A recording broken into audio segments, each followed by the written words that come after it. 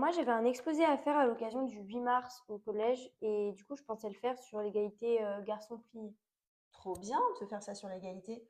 Pourquoi tu dis garçon-fille et pas fille-garçon juste? Bah, c'est un peu plus naturel, j'ai appris ça comme ça. Ah ouais, bah, c'est marrant parce que en fait de nos jours on a plutôt tendance à parler d'égalité fille-garçon ou même d'égalité femme-homme, plutôt dans ce sens-là. Tu as une idée de pourquoi? Non, pas trop. Bah, en fait c'est parce qu'en français l'ordre dans lequel tu dis les mots a une importance. Ça s'appelle l'ordre de mention. Par exemple, quand tu vas dire le prénom de gens que tu connais, tu vas souvent dire le prénom de la personne qui est importante pour toi en premier.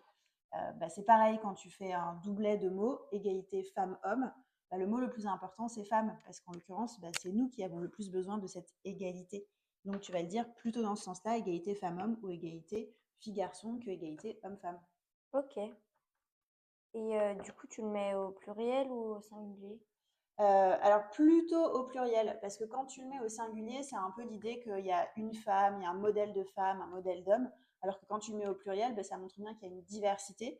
Et d'ailleurs, je te conseille aussi de l'écrire avec une minuscule et pas une majuscule, parce qu'en français, on a souvent tendance à mettre des majuscules au mot homme, c'est ce qu'on appelle une majuscule de prestige, mais en langage inclusif, justement, on recommande de ne pas utiliser homme comme un synonyme d'humanité, mais de vraiment dire humanité. Bah, du coup, de la même manière, tu vas écrire égalité femme-homme avec une minuscule au pluriel et dans cet ordre. Ok, super. Mais du coup, pour les personnes non binaires, gender fluid, trans, on les met dans quel groupe? Ouais, c'est une super question. Ben, en fait, cette expression égalité femmes-hommes, elle est très binaire, c'est vrai. Du coup, tu as une autre alternative qui est encore plus inclusive, qui est de dire égalité de genre. Parce que dans ce cas-là, quand tu parles d'égalité de genre, tu vas inclure aussi bien les personnes qui s'identifient comme des femmes ou comme des hommes, mais aussi ni l'un ni l'autre, ou entre les deux, comme les personnes non binaires ou les personnes trans. Donc c'est vraiment la formulation la plus inclusive que tu peux trouver. Ok, super. Bah, ça va me faire des tonnes de trucs à marquer dans mon exposé, hein. Bah ouais, c'est cool, j'espère que tu vas avoir une bonne note.